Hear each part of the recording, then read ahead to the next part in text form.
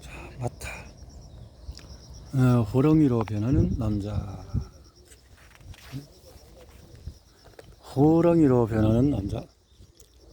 동물로 변신했다가 다시 사람으로 되돌아오는 인간에 관한 전설은 역사에 항상 존재했다. 가장 무서운 것은 늑대 인간 전설인데, 살인衝動에 시달리는 피에 굶주린 괴물로 살아있는 것이든 죽은 것이든 가리지 않고 먹어치운다.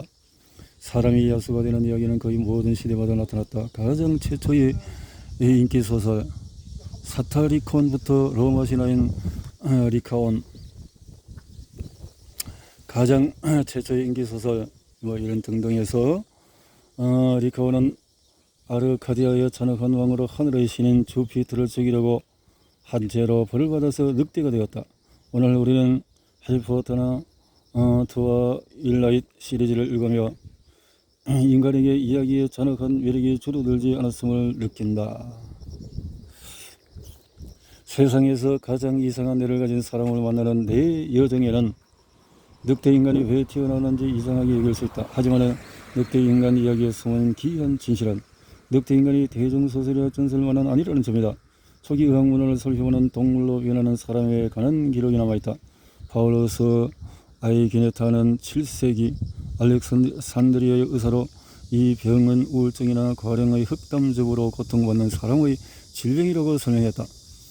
중세에는 악마와 마법의 산물이라고 해석되었고, 그 결과 짐승과 비슷한 울음소리를 내거나 흉류로 날로 먹거나 다른 사람을 공격하게 된다고 했다.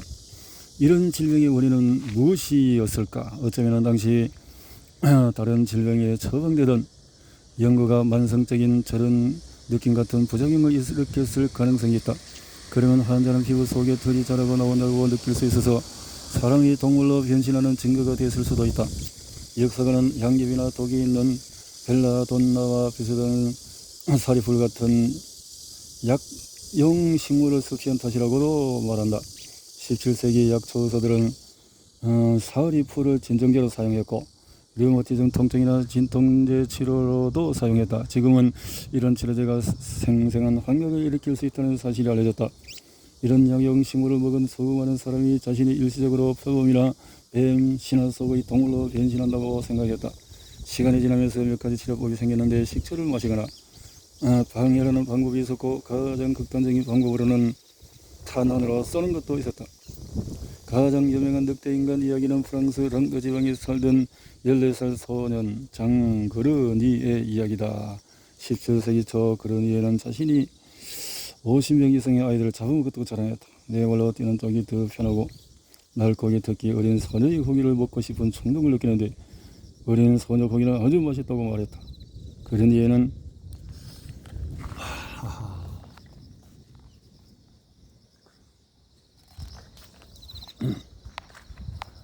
그러니에는 교수형을 집행한 뒤에 시체는 화장하라는 선고를 받았다. 하지만 형이 집행되기 전에 지방의회는 의사 2명을 보내서 그리니에를 조사했다. 의사들은 그리니에가 악마에 의해서 인간의 눈이 그런 망상을 보도록 기만당하는 동물화 망상증을 앓고 있다고 결론을 내렸다. 그리니에는 처형당하지 않고 수도원으로 보내졌다. 19세기 중반에서야 완전히 이성적인 설명이 우세해졌고, 의사들은 이것이 신비로운 전술이 아니라 정신병이라고 결론을 내렸다. 지금은 임상증, 동물화 망상증으로 알려진 이 질병은 지난 세기에 폭넓게 정의되어서 어떤 동물로든 변한다는 망상증을 모두 아우른다. 자신이 개나 뱀, 하이에나 심지어 벌로 변신한다고 생각하는 사람들에게 관한 보고서가 발표되었다. 하지만 동물화 망상증은 극히 희소하다. 네덜란드 파르나시아 정신과학 연구소의 정신과 의사 잔드르크 블룸의 국제 기록을 조사한 결과 지난 62년 동안에 늑대로 변신한다는 망상을 가졌다고 입증된 환자는 13명뿐이다. 아주 희소한데도 그럴 수가 있다라는 거죠.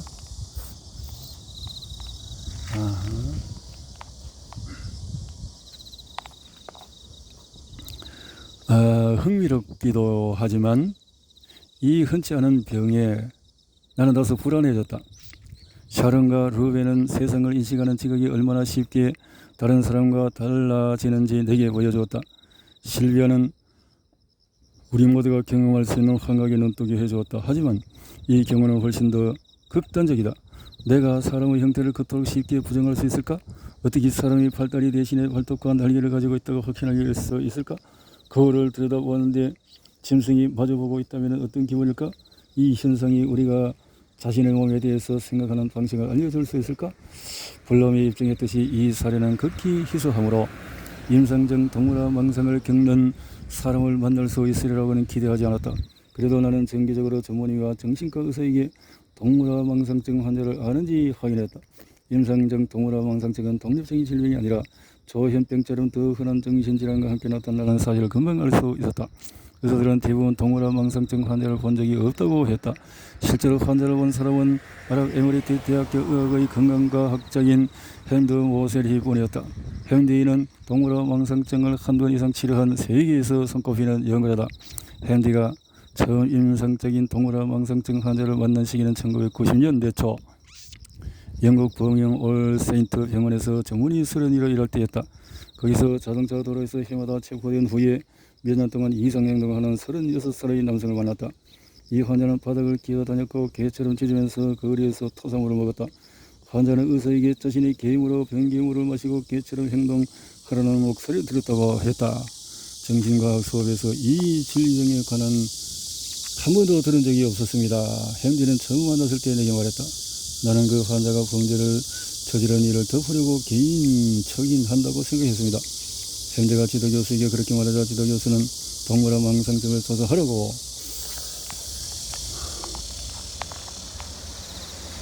동물화 망상증? 일러주었다. 동물화 망상증에 대해서 공부해봐. 과거 사례에서 뭔가 알아내기를 바라며 햄디는 의학 전문 문헌을 샅샅이 뒤졌다. 햄디는 불안과 긴장으로 응급실에 왔던 34살의 여성에 관한 기록을 발견했다. 갑자기 이 여성은 개구리처럼 뛰어다니면서 깨굴깨굴 소리를 내고 파리를 잡으려는 것처럼 혀를 내밀었다. 또 다른 소리에서 한 여성이 자신은 벌이라는 생각이 사로잡혀 자신이 점점 작아지고 있다고 느꼈다고 했다. 2015년 말에 햄디는 수년 동안 동물화 망상적으로 점점 고통받는 마타라는 환자를 만났다고 내게 이메일을 보냈다. 몇 시간 동안 마타는 자신이 호랑이로 변신했다고 확신했다. 하지만 지금은 증상이 통제되었고 내게 자신의 증상에 대해서 말하고 싶어 했다. 아부다비로 와서 마타를 만나보시겠습니까? 이렇게 해서 만나게 되어졌다는 거죠. 대단한 그 연구를 통해서 오전 9시였지만은 이미 차 안의 온도는 44도에 이르고 있었다. 시원하고 편안한 택시 안에서 나는 창밖으로 쏟아 썬설같이 지나가는 번쩍이는 맞춘 누드를 바라보았다. 아랍에미리트 연합국에서 가장 큰 사원인 셰이크 자이드 그랜드 모스크의 거대한 갈색과 금색 탑들이 지평선에 솟아 있었다. 우리는 서쪽으로 달려서 거대한 건물들이 축소된 가게가 작게 내려선 것처럼 보이는 도시 외곽에 도착했다. 야자수가 줄지어 선 5차선 고속도로를 올라타자 투명한 경계선에 도달한 것처럼 건물들은 갑자기 사라졌다. 창밖 풍경은 황량한 사막의 물의 언덕과 기이한 나무 가끔 나타나는 낙타 경제로 표지판으로 바뀌었다. 이 풍경은 1시간 동안 바뀌지 않았다. 알아인 주민들은 손박하죠. 택시 운전사가 갑자기 한 말에 나는 사막이 끌어낸 무아지경에서 깨어났다. 주변을 둘러보고 도로 양쪽이 조금씩 초록빛을 띠기 시작한다는 것을 깨달았다. 주민들은 작은 마을이라고 생각할지 몰라도 알아인은 사실 아랍에미리트에서 네 번째로 큰 도시로 오만과 국경선 근처에 있다. 수많은 공원과 가로수가 심어진 거리 덕분에 전원 도시로 알려져 있다. 이 도시 한 곳에 자리 잡은 알아인 병원 앞에 도착하자 택시에서 내렸다. 오문을 연 것처럼 뜨거운 공기가 덮쳐와서 나는 재빨리 에이컨이 가동되는 가까운 병원으로 들어갔다. 그곳에 부드러운 말투와 명밀한 지성을 갖춘 전문의인 햄디와 라피아 라힘을 만났다. 병원 주 건물을 돌아가면서 나는 라피아에게 마타는 잘 있는지 물었다. 마타는 괜찮습니다. 다만 오늘 아침에는 조금 불안했어요 라고 라피아가 대답했다.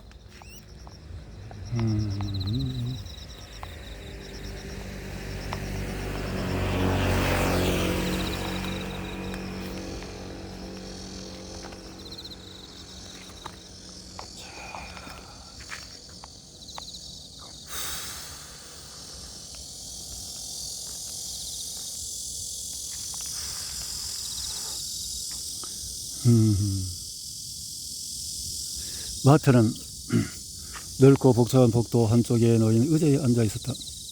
전통 복장인 흰 셔츠, 형대의 깐들을 입고 흰색 머리 두건을 쓰고 있었다. 40대 중반이지만 눈밑에 이따끄석을 때문에 실제보다 나이 들어 보였다. 간간히 회색이 섞인 검은 수염이 무성했고 주름이 가득한 뺨은 통통했다. 마탄 자리에서 일어나 자신을 따뜻하게 만난 햄디를 마주 보았다. 여기는 헬렌입니다. 햄디가 말했다. 나는 손을 내밀어서 마타와 악수했다. 우리는 함께 병원을 가로질러서 빈 사무실에 있는 부속 건물로 갔다. 복도 끝에서 책상 하나와 의자 4개가 있는 작은 연구실이 있었다. 햄디는 자리를 건한 뒤에 물을 가지러 갔다. 마태는 뭔가 가장 가까운 의자를 선택했고 나는 마태를 마주보고 앉았다. 라피아는 사무실에 확인된 것이 있다면서 잠시 방을 떠났다. 둘만 남자 나는 마태에게 웃어 보이고 나를 만들어 병원으로 와줘서 고맙다고 인사했다. 마태는 나를 응시하더니 순간 당황했는지 고개를 옆으로 갸우뚱했다. 나는 마태에게 괜찮냐고 물었다. 이번에도 마태는 내가 하는 말을 이해하지 못하는 듯이 보였다. 마태의 영어가 요청하지 않다고 들었지만 그래도 조금은 알고 있으리라고 생각했다. 나는 다시 웃고 문을 향해서 고개 짓을 해봤다. 햄들을 기다려야겠네요. 침구 속에 앉아서 나는 마태에 대해서 알고 있는 사실을 되새겨 보았다. 조현병을 진단받았을 때 마태는 16살이었다. 당시 마태는 지역 정신병동에 자주 입원했다. 폭탄이 터지는 청각적 시각적 환경을 겪은 후에 아랍에미리트가 공격받았다고 생각해서 경찰에 신고한 적도 있었다. 마태가 한 신고 때문에 군대가 동원되었고 나중에 마태는 거짓 신고를 한 제목으로 체포되었다. 성인이 되자마자 마태는 자기의 원래 겪었던 환각에 대해서 밤에 자신이 호랑이로 변신하기 시작했다고 말했다. 손과 발에서 발톱이 자라는 것을 느꼈고 방안을 어슬렁거리고 으르렁거렸다고 했다. 호랑이로 변신한 뒤에 마태는 밖에 나가면 사람을 잡아먹을까봐 두려워져서 자신을 방 안에 스스로 가두었다. 마태는 형제에게 머리를 자르다가 호랑이로 변했던 날에 대해서도 말했다. 마태는 의자에서 훌쩍 뛰어올라 이월서를 물어뜯으려고 했다. 조현병은 인간은 모든 질병을 통틀어서 가장 복잡한 병이라고 말한다. 대량 100명에 1명꼴로 나타나며 일반적인 증상으로 편집증, 환각, 체계적이지 않고 사고, 동기부여, 결핍 등이 있다. 유전적인 요인이 강하게 나타나지만 트라우마나 약물 남용 같은 환각적인 자극도 명백한 요인이며 아직도 조현병이 나타나는 원인은 정확히 알 수가 없다.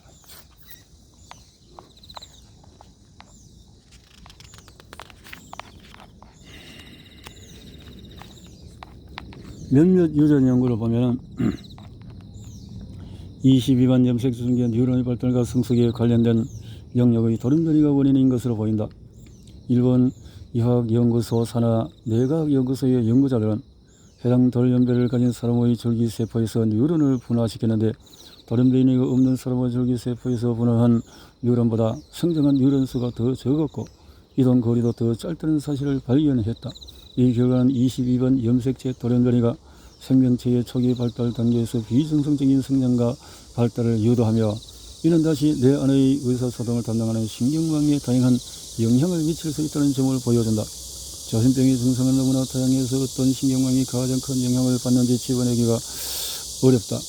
하지만 최근 몇 년간 조현병의 몇명 증상은 외부 세계에 속하는 자극과 우리 자신이 만든 자극을 구분하는 신경망이 붕괴하면서 나타난다는 주장이 나왔다. 대개 이 차이점에 누구도 주의를 기울이지 않는다. 우리는 대부분 발을 내딛거나 농담을 하면은 내뱉는 발이 자신의 발이고 들리는 말이 자신이 한 말이라는 것을 본능적으로 안다. 하지만 이런 결론에 도달할 수 있는 이유는 내가 자기 행동의 감각적인 결과를 예측할 수 있어서 우리가 말과 행동을 통제한다고 느끼기 때문이다.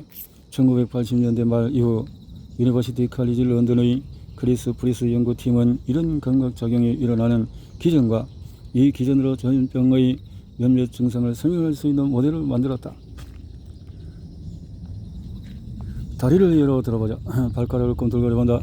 이 동작을 하려면 뇌 상부에 있는 영역인 운동 표질이 다리에 있는 근육의 앞뒤로 움직이라는 신호를 보내야 한다. 프리스 모델에 따르면 이 신호의 복사본이 뇌의 다른 영역에도 동시에 전달되어서 의도한 움직임을 뇌에서 재현해 봐야 한다. 즉 이 행동의 결과를 예측해야 한다. 일단 발가락을 꿈틀거리면 이 움직임이 만들어내는 모든 감각, 발가락이 움직이는 모습과 피부와 힘줄, 관절의 움직임에서 일어나는 감각을 예측과 비교한다. 예측과 느껴지는 감각이 일치하면 행동에 관한 감각작용 정보를 얻게 된다. 스스로 만든 움직임은 타인에 의해서 생성된 감각 정보보다는 약한 강도로 뇌에 저장된다. 아주 현명한 적응이다. 자기 자신의 팔을 만질 때 예상치 못한 때에 자기의 우리를 건드렸을 때처럼 놀라서 펄쩍 뛰지는 않는다는 것이다. 이와 비슷하게 말할 때마다 뇌는 성대를 움직이기 위한 지시사항 복사본을 청각 퀴즈에도 보낸다. 말하고 몇천 분의 1초가 지나면 청각 퀴즈는 활성이 줄어든다. 이 현상은 타인이 하는 말을 들을 때는 일어나지 않는다. 성대의 움직임을 근거로 우리가 의도적으로 내려는 소리를 내가 예측해서 실제로 입력되는 소리와 이 예측을 비교하는 것이다. 예측과 소리가 일치하면 이 소리는 자신이 낸 소리로 인정되어서 무시된다. 하지만 의사소통이 안되거나 생체시계의 기전이 망가져서 이 체계의 어느 한 부분이라도 엇나가게 되면 우리는 그한 의도와 행동,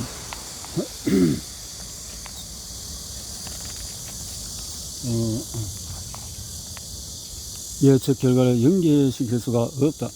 그러면 내는 왜 이런 일이 일어나는지에 대해 다른 해명을 만들어내야 하는 압박에 시달리게 된다. 2016년 프랑스 릴 대학교의 엔로드 르메트르 연구팀은 조현병 환자에게 이 현상이 일어난다는 과실을 집에서도 할 수 있는 간단한 실험으로 검증했다. 옷을 벗고 왼쪽 팔을 하늘 높이 들어 올린 뒤에 오른손으로 겨드랑이를 간지럼 태우기만 하면 된다. 아마 아무 일도 일어나지 않을 것이다. 자신을 간지럼 태우기는 정말 힘들다. 우리고 내가 오른손이 움직이는 결과를 예측하고 그에 대한 반응을 억제하기 때문이다. 간지럼을 제대로 태우기 위해서 꼭 필요한 기대와 놀람이라는 요소는 사라졌다. 그러나 르메트르가 조현병 환자와 비슷한 특성을 가진 사람들에게 깃털로 써서 간지럼 태우는 능력을 시험하자 조현병 특성이 없는 대중보다 간지럼을 보고한 사람이 더 많다는 사실을 발견했다. 이 결과는 조현병 환자가 자신의 행동이 일으키는 감각 결과를 예측하기가 더 어려우며 이는 자신의 내부에서 일어나는 감각과 외부에서 들어온 자극이 일으키는 감각을 구분하기 어렵다는 문제로 이어진다는 가설을 입증한다. 조현병 환자는 자신의 목소리를 예측하는 기전도 붕괴했다는 사실을 알 수가 있다. 즉 조현병 환자의 뇌는 내부에서 나오는 목소리와 외부에서 발생하는 목소리를 구별하지 못한다. 이런 기전 붕괴가 자신의 행동이 통제되지 않으며 내부의 독백이 자신이 아니라 어딘가 다른 것으로 나온다는 결론으로 이어진다는 주장이 지나친 비약은 아니다. 모두에게 나눌 저 작은 물병을 들고 들어온 헨리 덕분에 내 생각은 멈췄다. 헨리는 내 옆에 앉았고 곧이어 들어온 남편은 책상 뒤에 자리를 잡았다. 내가 마타에게 병원으로 와주어서 고맙다고 하자 헨리가 통역을 했다. 마타와 따로 약속을 잡을 필요는 없었다. 마타는 어머니와 여동생과 함께 근처 마을에 살고 있는데 특별히 나와 이야기하려고 혼자 병원까지 왔다. 마타에게 자신의 배경이나 자라온 환경, 배우자에 관해서 내게 이야기하고 싶은지 물었다. 마타는 몇 초가량 생각하더니 아내가 있다고 부드럽게 말하기 시작했다. 하지만 거의 동시에 마타는 멈칫거렸다. 동물화 망상증 환자는 소주공을 탈 수 있다는 사실을 어디선가 읽었으므로 나는 현대에게 불편한 질문에는 대답하지 않아도 된다고 마타에게 알려주시겠어요? 라고 부탁했다. 갑자기 마타는 찡그리더니 머리를 뒤로 젖히며 이상한 소리를 내었다. 나는 잠시 당황했지만 곧 마타는 흐릿게 울었다. 천장을 보는 마타의 어깨가 위아래로 흔들렸다. 라피아는 티슈 상자를 책상 위로 밀어주었다. 마타는 눈물을 닦고 사과했다. 이제 더는 만날 수 없는 아이들 생각이 나서 슬퍼졌다고 했다. 큰 아이는 14살, 작은 아이는 8살쯤 되었을 것이라고 마타는 말했다. 아이들을 본 지가 너무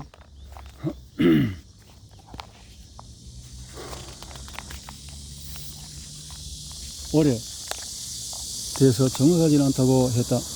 아내는 이제 아이들과 내가 만나기를 바라지 않습니다. 가족은 아주 먼 곳에 살고 있습니다. 라고 마타는 말했다. 마타가 동물의 망상을 듣기 시작하자 마타의 아내는 마타가 아이들을 해칠까봐 자녀들을 데리고 떠났다고 헨리는 설명했다. 나는 고개를 끄덕여서 말이 아닌 행동으로 이해한다는 것을 전하려고 했다. 몇 분이 지나자 헨리는 마타에게 인터뷰를 계속할지 물었다. 마타는 그러겠다고 했고 나는 증상이 어떻게 시작되는지 어떤 느낌이 있는지를 물었다. 내 조현병은 시각적인 환각에서 시작이 되었습니다. 실제로 존재하지 않는 사람들이 오고 가는 것을 보았습니다. 남자 여자 아이들이 내 다리에 매달려서 바닥에 넘어졌죠. 한각은 시간이 지나면서 점점 심해졌다. 그 사람들이 내 말을 통제하기 시작하고 내 생각을 읽을 수 있는 것처럼 느껴졌습니다. 그 사람들은 내가 말하지 못하게 했어요. 갑자기 마태는 말을 멈추고 나를 낯선 눈길로 쳐다보았다. 마태는 형제에게 무언가를 말했고 내 쪽으로 손가락질 했다. 나는 형제를 쳐다보았다. 당신이 영국인이라 의심스럽다고 마태가 말하는군요. 라고 형제가 대답했다. 왜죠? 형제는 마태에게 몸을 돌리고 이유를 설명해달라고 했다. 영어를 너무 많이 하고 있어서 마태가 불안해하고 있어요. 라고 형제가 전했다. 두 사람은 잠시 아랍어로 대화를 나눴다. 대화가 끝날 때쯤에 마태는 다시 진정한 듯이 보였다. 마태는 사실 자신을 영국을 좋아한다고 했다. 영국의 한 대학교에서 장학금도 받았지만 영어를 더 배워야만 했다고 말했다. 언젠가는 영국에서 공부하고 싶다고도 했다. 마태가 훨씬 편안해 보여서 호랑이로 변신하는 기분이 들 때 무슨 일이 일어난지 설명해 달라고 했다. 마태는 잠시 생각하더니 자기 머리와 목을 가리켰다. 내 생각과 몸속에 호랑이가 들어있는 것 같습니다. 라고 마태는 말했다.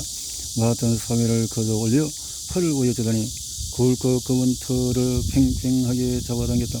호랑이라 변신하기 시작하면 털이 모두 쭈뼛쭈뼛 일었습니다. 온몸에 털이 일어서죠. 그 다음에는 몸과 수염이 뾰족한 것에 찔리는 것처럼 가려운 기분이 들어요. 왼쪽 다리에 통증이 일어나면서 오른쪽 다리에도 통증이 이렇게 통증이 일어나고 자, 이렇게 나는 당황한 표정과 현재를 슬쩍 쳐다봤다. 마태가 지금 그 느낌이 든다고 합니까? 원래는 너무 자주 조현병 환자를 폭력적 인물로 묘사한다. 사실 조현병의 폭력성에 관한 과학적인 증거는 거의 없다. 조스 홉킨스 블룸버그 연구팀이 1995년에서 14년까지 뉴스를 분석한 결과 모든 정신질환 관련 뉴스의 40%는 정신질환과 폭력성의 연관성에 초점을 맞춘 기사였다. 정신질환을 앓는 사람의 실제 폭력성 비율에 비추어 볼 때 심각한 불균형을 보인다. 영국에서 정신질환자가 저지르는 살인사건은 1973년에 절정을 이루었고 마지막으로 분석한 2004년에는 10만 명 중에서 0.07명까지 비율이 떨어졌다. 전체 살인사건과 비교하면 같은 기간 동안에 일반인에 의한 살인사건은 증가했고 2004년에 절정을 이뤄서 10만 명 중에 1.5명이었다. 기자와 대중 정책 위원자들 사이에서 정신질환이 폭력의 뿌리라는 오해가 퍼지는 일은 위험하다. 물론 때로 정신질환 때문에 폭력성이 돌출되기도 한다. 세간의 눈길에 쌓였던 미국 정치가 겨울에 깊어져 암살 시도 사건은 제러리 라우너가 범인이었는데 제러드는 테러 직후에 편집 조현병 환자로 진단받았다. 그러나 폭력적인 행동은 대부분 조현병에 따라오는 환각이나 편집증의 결과가 아니라 분노와 감정 문제, 약물, 알코올 남용의 결과다.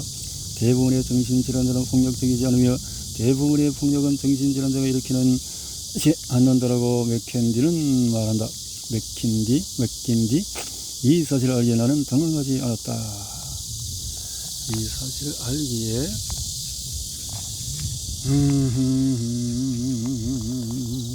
이런 수준의 이야기가 계속 이어지는군요. 햄디 망상증이 어떤 이 신경에 대한 이런 것에서 나타난다고 하는 거죠. 동작 속에서 어떻게 생겼는지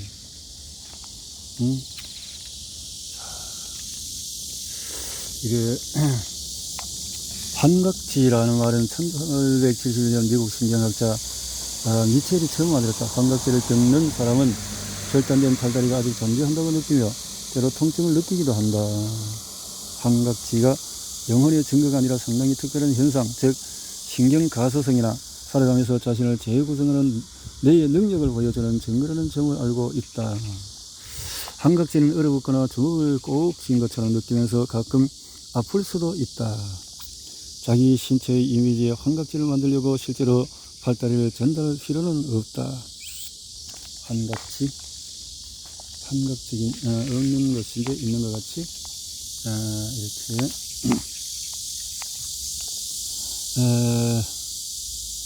제노멜리아 환자에게 팔다리에 자르고 싶은 부위에 선을 그려보라고 한 뒤에 한 달 뒤에 같은 질문을 하면 환자는 항상 같은 위치에 선을 그립니다. 라고 그렇게 설명했다. 그게 일종의 경각으로 치부하기는 너무나 구체적이죠.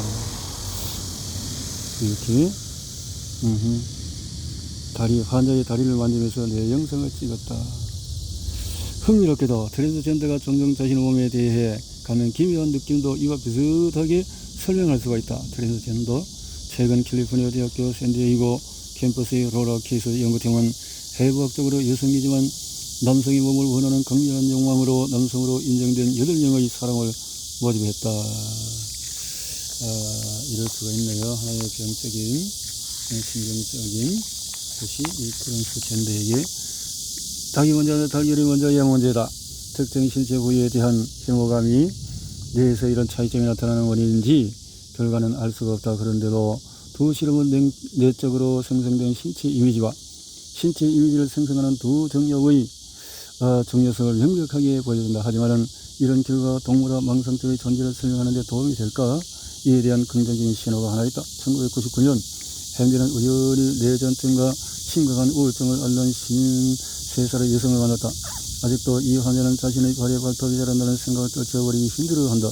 이 환자의 뇌 영상을 보면 두 정력 일부 조직이 손상된 것을 알 수가 있다. 두 정력. 또한 앞서 설명한 공우손 실험 같은 신체 현상에 조현병 환자가 더 높은 감수성을 보이는 것도 알려졌다. 불행하게도 마타의 뇌 영상에는 아직 비정상적인 면을 찾지 못했다. 그렇다고 해서 비정상성이 없다는 것은 아니다. 내가 만났던 의사 중에서 지금보다도 뇌 영상 기술이 더 발전하면 아직 알려지지 않은 동물화 망상증과 조현병의 특성이 발견되리라고 생각하는 사람도 있다. 다시 알와인으로 돌아와서 라피의 뒤를 따라서 마타와 3명의 젊은 의사가 방에 함께 들어왔다. 마타가 담배를 피우는 동안에 라피아는 마타의 어머니가 여동생과 함께 멀리 인도에 갔다는 사실을 알아내었다. 마타의 여동생이 조현병 증세를 보이기 시작해서 중앙병원에서 검사받는 중이었다. 라피아는 마타가 약을 먹지 않았고 멀리 있는 어머니 걱정에 마타의 증상이 악화됐다고 생각하는 듯했다. 방을 걸어질러 온 마타는 정신이 맑아 보였다. 마타는 앞의 의자에 앉았다. 인터뷰를 계속하고 싶습니다. 마타는 나를 보며 말했다. 나는 어서 마타에게 고맙다고 인사한 뒤에 변신한다는 느낌이 들 때 다른 동물이 아닌 호랑이라는 것을 어떻게 알 수 있는지 다시 물었다. 이번엔 마타가 막힘없이 곧 대답했다. 호랑이.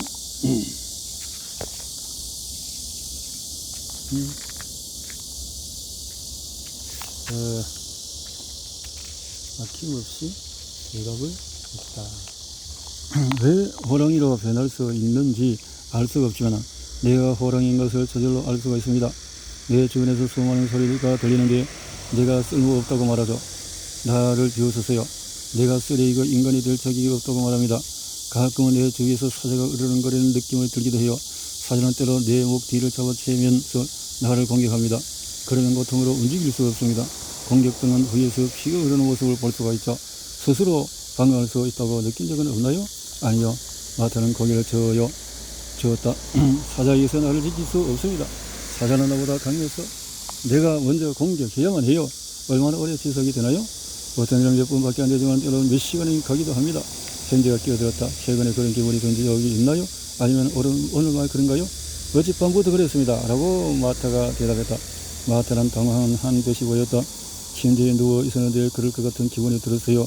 그래서 물을 잠그고 수건을 머리 위에 올린 뒤에 이불로 나를 돌돌 말아서 팔이나 몸을 움직이지 못하게 했죠. 마타는 충동에 저항할 수 없을 것 같을 때는 신발이 무거운 시멘트 블록을 묶어서 움직이지 못한다고 말했다. 다른 사람을 해치고 싶지 않을 뿐입니다. 호랑이로 변신했을 때 거울을 본 적이 있나요? 네, 내가 호랑이 되었다고 느꼈을 때 거울을 봤는데 두 가지 모습이 보였어요. 나는 호랑이였는데 사자가 내 머리와 목을 잡아채고 있었어요. 이성적으로 판단할 수가 없었습니다. 너무나 무서웠거든요. 오늘 보여준 행동에도 불구하고 마타는 누구에게도 위험한 사람으로 보이지 않았다. 마타는 치료받으면서 대체로 사회에 잘 적응하고 지역사회도 잘 지냈다. 마타가 집에서 지낼 수 있어서 다행입니다. 나는 항상 흰색 옷을 입습니다. 나는 다시 마타를 보았다. 약을 먹는 것 외에는 환경이 생기는 일을 예방할 수 있는 방법이 없나요? 마타는 긴 소매가 달린 하얀색 옷과 머리 두건을 가리켰다. 기분을 진정시키는 효과가 있죠. 마타는 크게 소리내어 웃는데 갑자기 분위기가 변했다. 마타는 손가락을 쭉 펴더니 손가락 마디를 구부려 주먹을 쥐었다. 고개를 낮추고 신을 벗었다. 그러더니 왼쪽 다리를 잡고 고통으로 얼굴을 찡그렸다.